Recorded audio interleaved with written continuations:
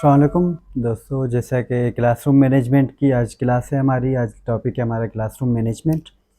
तो जो हम तैयारी कर रहे हैं टीचिंग लाइसेंस के लिए, और वैसे भी ये एजुकेशन के किसी भी सब्जेक्ट्स में ये काम आ सकते हैं, लेकिन हम स्पेशली अभी तैयारी कर रहे हैं क्लासरूम टीचिंग लाइसेंस के लिए। क्लासरूम मैनेजमेंट में क्यों ज़रूरी है क्लासरूम मैनेजमेंट? क्योंकि देखेंगे जब भी कोई टीचर पढ़ाने आता है, सबसे पहले उसको जो है अपनी क्लास कंट्रोल में चाहिए। क्लास कंट्रोल में और क्लास मैनेजमेंट में, ये इसमें क्या फ़र्क है? क्लास कंट्रोल खाली होना और क्लास को मैनेज करना, इसको हम डिटेल में आगे पढ़ते हैं।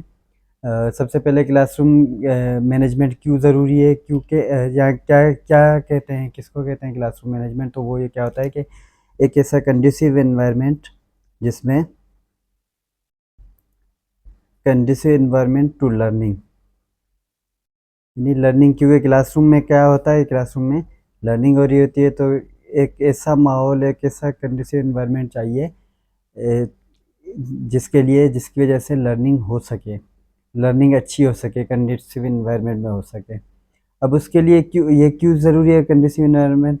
क्योंकि देखेंगे इसमें क्लासरूम में जो है बच्चे जहाँ होते हैं डिफरेंट होते हैं, डिफरेंट ऐसे आप कह सकते हैं कि डाइवर्सिटी होती है उसके अंदर। कौन कौन सी डाइवर्सिटी होती है? एक तो बायोलॉजिकली होते हैं, डिफरेंट होते हैं, हर बच्चा दूसरे बच्चे से डिफरेंट है।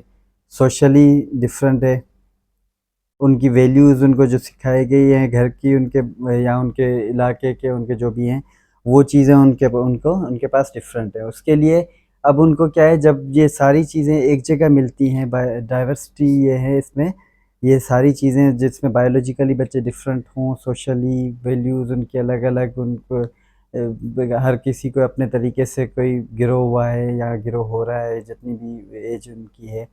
तो इसके लिए उनको एक जगह जब वो जमा होते हैं तो वो डिफरेंट एज ग्रुप्स भी होते हैं उसके अंदर। वैसे तो नॉर्मली क्लास में तकरीबन सेम एज ग्रुप होता है, लेकिन उनके अंदर भी थोड़ा बहुत डिफरेंस होता है। तो इस तरीके से तो उनको इन्वायरमेंट कौन सा चाहिए, जो जिसको हम कंड्यूसिव इन्वायरमेंट कहते हैं, और वो क्यों चाहिए, ये दोनों हम पढ़ते हैं। तो कंड्यूसिव इन्वायरमेंट इनको क्या चाहिए?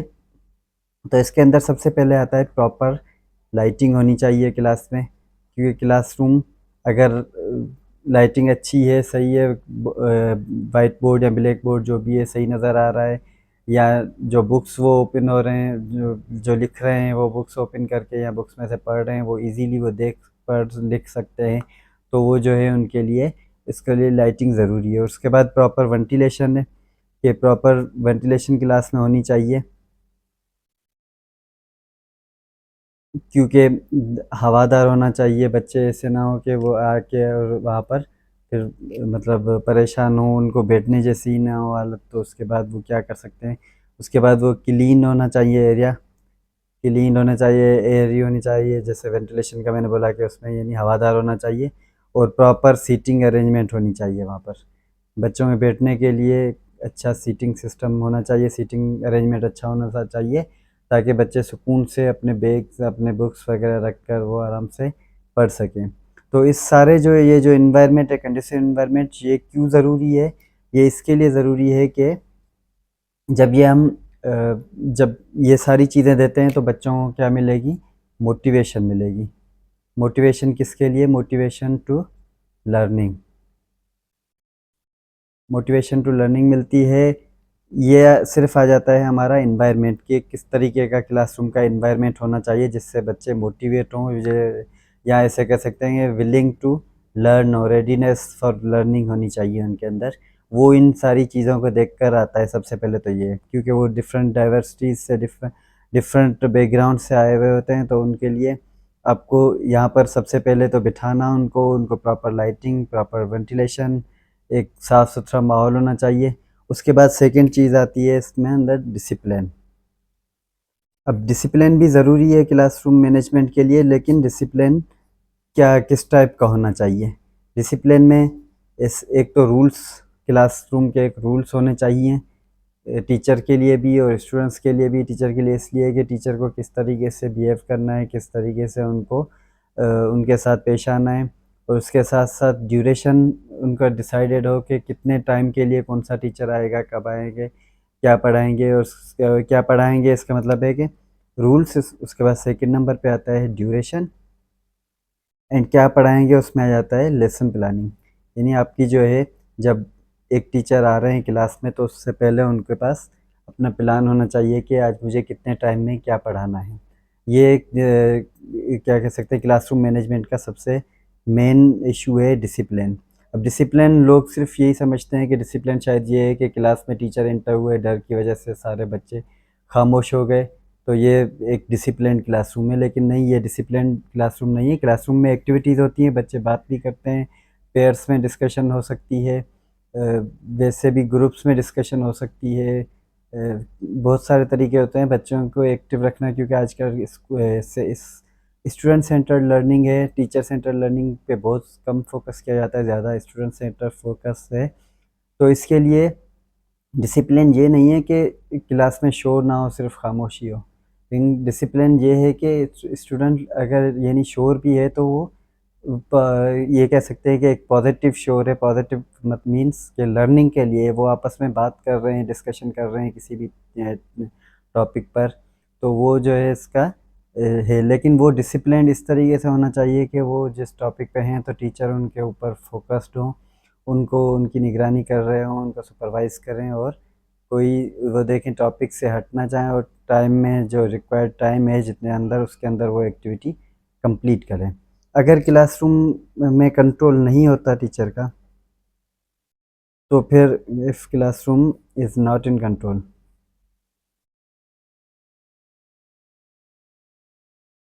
तो फिर क्या होता है, अगर क्लासरूम कंट्रोल में नहीं है तो फिर उससे डिसरप्टिव बिहेवियर पैदा होता है। जैसे कि बच्चों यानी आपस में शोर कर रहे हैं, किसी की भी लर्निंग नहीं होगी। जो अगर बच्चा मतलब चाहता भी है पढ़ना तो वो भी नहीं पढ़ पाएगा, क्योंकि इसके डिसरप्टिव बिहेवियर की वजह से वहाँ पर जो स्टूडेंट्स ने जो किया हुआ होगा। तो ये अगर क्लासरूम में कंट्रोल नहीं है तो ये क्लासरूम मैनेजमेंट यानी बेड मैनेजमेंट कहलाएगी, कि उसमें बच्चे लर्निंग नहीं कर पा रहे बच्चों में, क्योंकि मेन मोटिव यही है कि ऐसा माहौल होना चाहिए जिसमें लर्निंग हो। तो उसके लिए टीचर को क्या करना चाहिए, उसके दो तीन चीज़ें होती हैं। एक होता है कंटेंट मैनेजमेंट। कंटेंट मैनेजमेंट भी इसका क्लासरूम मैनेजमेंट का ही हिस्सा है कि कंटेंट मैनेजमेंट में क्या होना चाहिए कि टीचर की जो कंटेंट है जो उनको पढ़ाना है वो प्रॉपरली ऑर्गेनाइज्ड होना चाहिए। प्रॉपरली ऑर्गेनाइज्ड हो कि उनको क्या कितना टॉपिक, क्यों कौन सा टॉपिक कवर करवाना है, किस तरीके से करवाना है, उनकी स्ट्रेटजी उनके पास क्लियर हो कि एक्टिविटी बेस्ड मेथड है, लेक्चर मेथड है, या स्टूडेंट्स इन्वॉल्व होंगे, किस तरीके से उनको करना है, और साथ साथ उसकी असेसमेंट भी प्रॉपरली ऑर्गेनाइज्ड हो, उसके साथ टाइमली हो, टाइमली एंड प्रॉपर ऑब्जेक्टिव्स हों। आपके जो है जो भी टीचर है उनके ऑब्जेक्टिव्स क्लियर हों कि इसके अंदर इनको क्या पढ़ाना है, क्या उनके ऑब्जेक्टिव्स हैं, और कितने टाइम में वो कवर कर लेंगे। उसके बाद साथ में ये बहुत ही ज़रूरी चीज़ है कि असेसमेंट होनी उसकी ज़रूरी है, क्योंकि असेसमेंट के सिवा ये पता नहीं चलता कि जो हमने पढ़ाया, जिस वजह से पढ़ाया, जो टॉपिक हमने लेसन प्लान किया था, क्या वो ऑब्जेक्टिव्स अचीव हुए या नहीं हुए। उसके लिए कम से कम वहाँ पर फॉर्मेटिव असेसमेंट होना ज़रूरी होता है। उसके बाद सेकंड चीज़ आती है इसमें कंडक्ट मैनेजमेंट।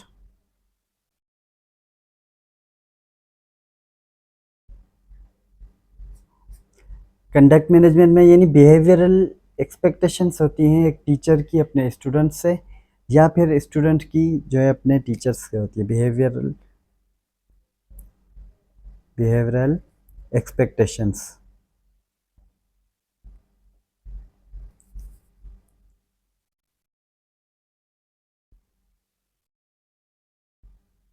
बिहेवियरल एक्सपेक्टेशंस होती हैं किसकी, या एक तो होती है टीचर की स्टूडेंट से, कि teacher from students, and other one is from students की जो है अपने टीचर्स से।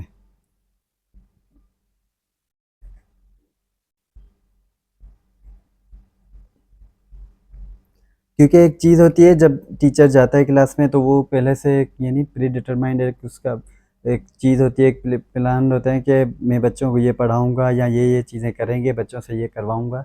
लेकिन उसके लिए ज़रूरी होता है कि जो टीचर्स की एक्सपेक्टेशन है वो बच्चे भी उस नीड पे उस पे वो पूरा उतरें।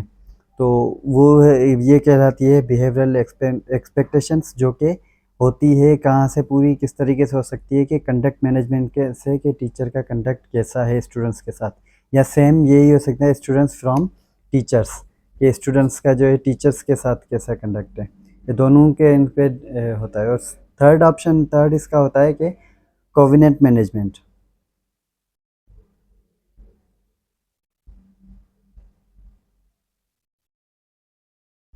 कोविनेंट मैनेजमेंट में क्या होता है कि सबसे पहले एक ट्रस्ट बिल्डिंग होती है। ट्रस्ट यानी होना चाहिए किस पे, बच्चों का बच्चों पे होता है, जो स्टूडेंट्स पे होता है। जैसे काफ़ी दफ़ा देखा होगा कॉपीज़ एक दूसरे से शेयर करना, या अपनी जो पेन है या कोई भी चीज़ है ऐसी, यानी अपने रिसोर्सेज दूसरों से शेयर करना, या जो खुद सीखा है वो किसी को बताना, उसके साथ डिस्कशन करना, ये कहलाता है ट्रस्ट मैनेजमेंट या कोविनेंट मैनेजमेंट में ही आता है। उसके साथ साथ शेयर्ड वैल्यूज़ हैं, जैसे शेयरिंग का मैंने आपको बताया कि ना सिर्फ अपनी पर्सनल चीज़ें कोई शेयर कर रहे हैं, कोई पेन कॉपी या कोई सीखा है, या कोई कोई भी अगर एक बच्चा कुछ गलत कर रहा है तो दूसरे ने उसको बताया कि ये ऐसे नहीं किया जाता, ये सारी चीज़ें शेयर्ड वैल्यूज़ में आ जाती हैं। उसको सेंस ऑफ रिस्पॉन्सिबिलिटीज़ होना चाहिए कि हमारी क्या रिस्पॉन्सिबिलिटी है, हमें टीचर ने क्या दिया। ये सिर्फ बच्चों का बच्चों से नहीं है, बल्कि बच्चों का टीचर से भी और टीचर का बच्चों से भी है। ये सारी चीज़ें इसमें इनको मैनेज करना, ट्रस्ट को, और उसके साथ शेयर्ड वैल्यूज़ हैं, रिस्पॉन्सिबिलिटीज़ हैं, ये सारी आ जाती हैं कोविनेंट मैनेजमेंट में। तो इस तरीके से क्लासरूम मैनेजमेंट के आगे और भी टॉपिक होंगे, लेकिन फ़िलहाल इतना ही। अगर आपने अभी तक चैनल सब्सक्राइब नहीं किया तो kindly subscribe my channel for more videos. Thank you.